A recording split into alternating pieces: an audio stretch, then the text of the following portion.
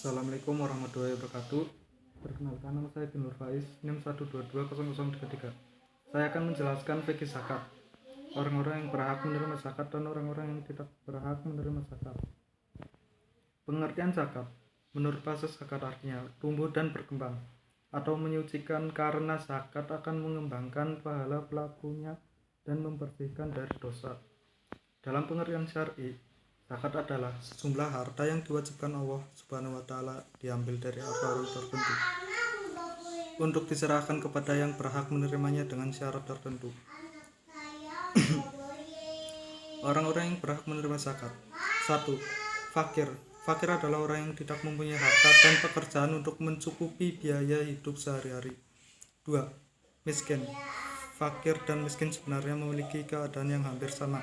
Maksudnya, sama-sama tidak mampu dalam hal ekonomi dan tidak berkecukupan, maka dari itu orang miskin diutamakan dalam menerima zakat, tetapi orang yang memiliki status sebagai seorang fakir lebih diutamakan untuk menerima zakat daripada orang miskin. 3. Amil, pengurus masjid.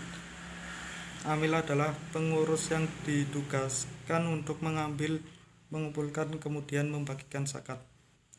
4. Mu'alaf. Mu'alaf adalah seseorang yang baru memeluk Islam. Mu'alaf yang dimaksudkan dalam kategori penerima zakat adalah yang masih belum berkecukupan. 5. Riqab, memerdekakan budak. Pada zaman di negeri-negeri di dunia masih menggunakan sistem perbudakan, agama Islam menyediakan harta zakat untuk menebus dan memerdekakan budak. Dengan adanya dana khusus ini menunjukkan betapa besar perhatian Islam untuk membebaskan dunia dari sistem perbudakan, dan pada saat ini kita sudah tidak menemukan lagi sistem perbudakan seperti yang terdapat pada masa-masa permulaan Islam.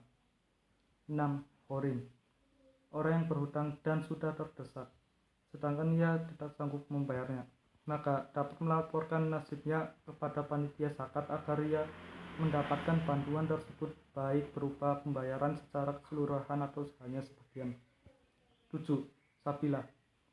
Ulama-ulama zaman dahulu memberi arti sabilah adalah orang-orang yang melakukan perjuangan perang tetapi sesuai dengan perkembangan zaman.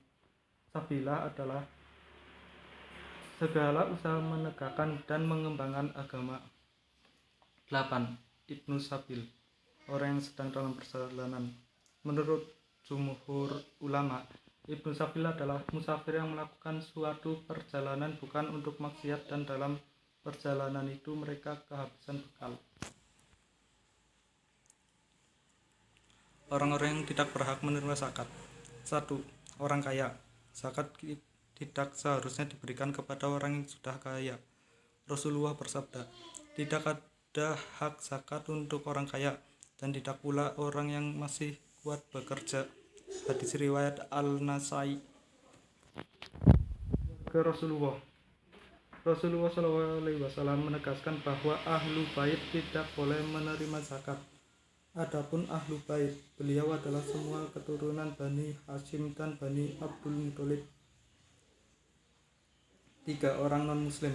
Dalam mazhab Syafi'i, zakat fitrah tidak diperbolehkan diberikan kepada non-muslim, baik kaya atau miskin, zimmi yang berdamai atau harbi yang memerangi. Larangan tersebut juga berlaku untuk zakat mal. Larangan tersebut berdasarkan dalil hadis Nabi saat mengutus sahabat Mu'adz bin Jabal. Sedekah yang diambil dari orang kaya, mereka muslim, kemudian diberikan kepada orang fakir, mereka yang muslim. Hadis riwayat Al-Bukhari dan Muslim.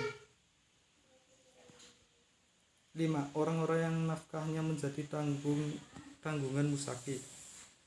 Sekian dari presentasi saya. Wassalamualaikum warahmatullahi wabarakatuh.